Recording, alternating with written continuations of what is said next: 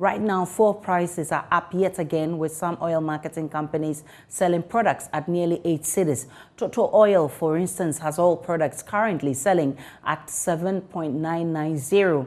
Goil and Shell are yet to adjust their prices. Cumulatively, this will mean more than a 1 cedi increment in the price of the product in just 2022. Last year, transport operators embarked on a day strike to protest the increment in fuel prices, forcing the government to direct Goil to reduce its prices by 30 pesos. In just 3 months, the prices are back on the ascendancy, reviving considerations of possible increments in transport fares. We've been speaking to some people on the streets of Accra.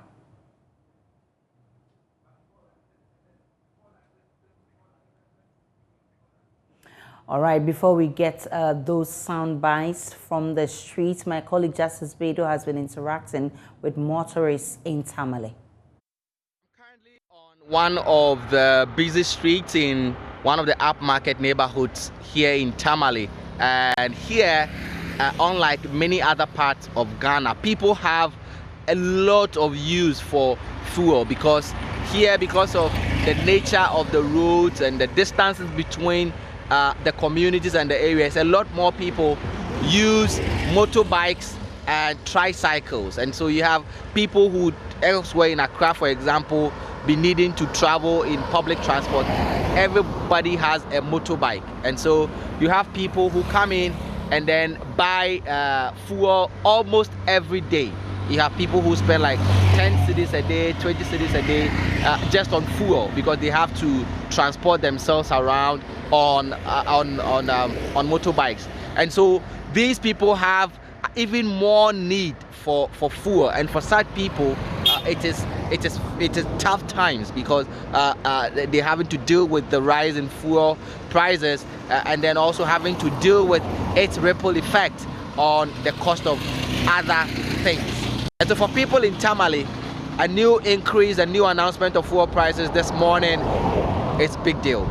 Almost every day I use fuel, and then the consistent increment of the fuel, especially from last year December till now, has a lot of effects on our lives, especially so that we have so many families to take care of, and the economic hardship in the country too. We don't generate a lot and we have to spend a lot, especially on fuel. Even those who do not even use motorbikes or cars are suffering because of the increment, because it has a ripple effect on everything in the market.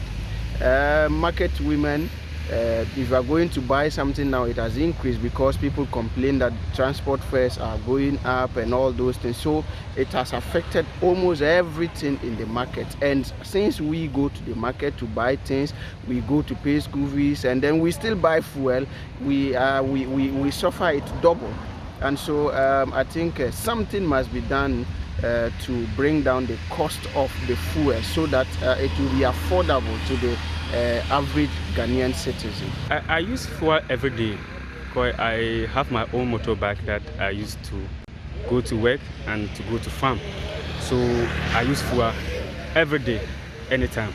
And of late, the fuel prices or increment have affected my budget in going to my workplace or farming, because I also use my motorbike to if you like, convey my food stuff from farm, and it's become very difficult for me to do so in a long period because of the increment of fuel prices.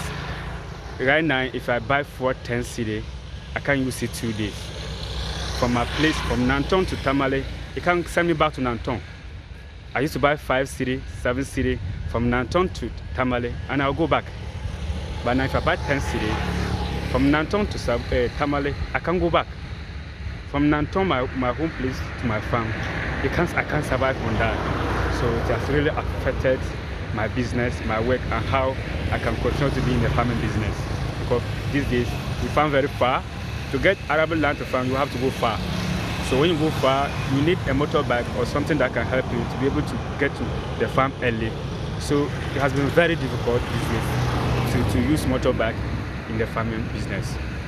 And for you, I'm sure you also employ or pay other people or laborers to work with you on the farm. Yeah. How does, if you have to spend more money on other things like fuel and other things, how does then limit your ability to support other laborers or pay your laborers, or you know? So it has really affected and has even decreased the number of people that I would have had to be working with me, and it has put pressure on me as someone who has a farm and want people to help me because of the fuel. If I have to go to a farm with other people, I'll have to buy more fuel for them to accompany me either by tricycle or 2 or 3 motorbikes.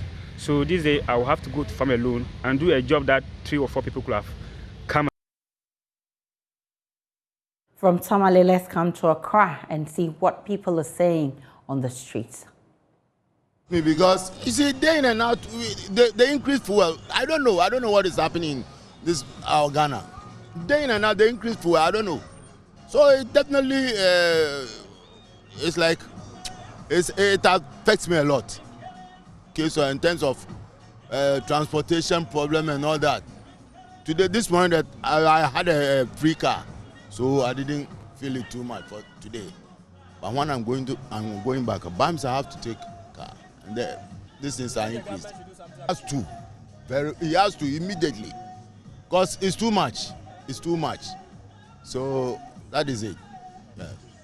All right. Because the passengers will talk if you charge them.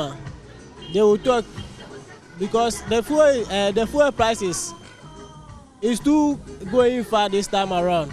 Every week they are increase the fuel prices, so we can't get money to save and to do some things. So it affects us other ways, reduce the fuel price for us because it will affect us every other ways. It will affect us every week. They increase the fuel, so it's not good for do that. Every day they continue to increase these fuel prices. And this morning when I came, see how I've bought a fuel like 500, but it's not full out to the extent that I used to buy fuel. So I don't know what to do, and we don't know. Even everybody is complaining. Everybody is complaining. Even our boss too are complaining about this fuel matter. So we don't know what we want to do so that the government. So we are trying to plead to the government. It should make something about it so that we can see that everything. It's actually giving us a lot of problem because my budget has become higher. The increment, because of the increment, so it has become higher, and I can't do anything about that. Oh, this time if you go work, you don't get anything because of fuel increment. You work, you take your money buy for all money you take buy for. You don't get anything to do anything. Some residents in Choko in the Blekuma South District so we'll be going to Choko shortly, but still on the fuel increase. We can speak with Muro Abbas, who is a spokesperson for the GPRTU, and we'll also be speaking with Duncan Amwa, who is Executive Director of COPEC. Let me start with you, Abbas Muro. Abbas, you have been protesting, you have been warning, and you have been meeting government over this. Yet we are here. We are seeing what we dreaded, almost 8 cedis per litre at the pumps. What do you intend to do about this? Yes, well, thank you very much and good morning to all viewers. I think it is known to everybody. Last week we were at the negotiating table, of which we opted for 30% increment, and finally we were down to 20. Government was stick to 10%, of which we asked for postponement. Fortunately for us, there has been another upward prices at the pumps. So next week we are going back. It is good. All these things are happening. So I believe when we get back, we will get a very good price for our people. Don't forget that we think about our industry and think about the passengers as well. But this is just too much for us. It's just too much for us. we can't no longer bear the situation in which we are. Our industry is collapsing. So how do you intend to resolve this? How are you going to cope with this? Oh, we believe in dialogue. We always say this. It is our hope and belief that we shall get a very good bargaining percentage for our people. So this would result in increase in fares, right?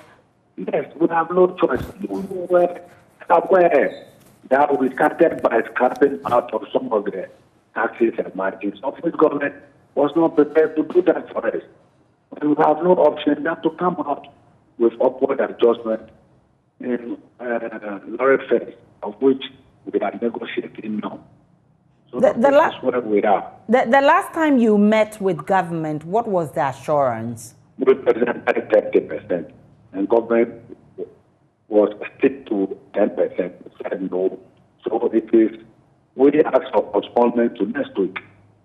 You see, so we have to meet our people, of which we are doing that tomorrow. We have to meet them and present what transpire at the negotiating table before going back. Unfortunately, for us, we have experienced another upward adjustment, which has reinforced our argument.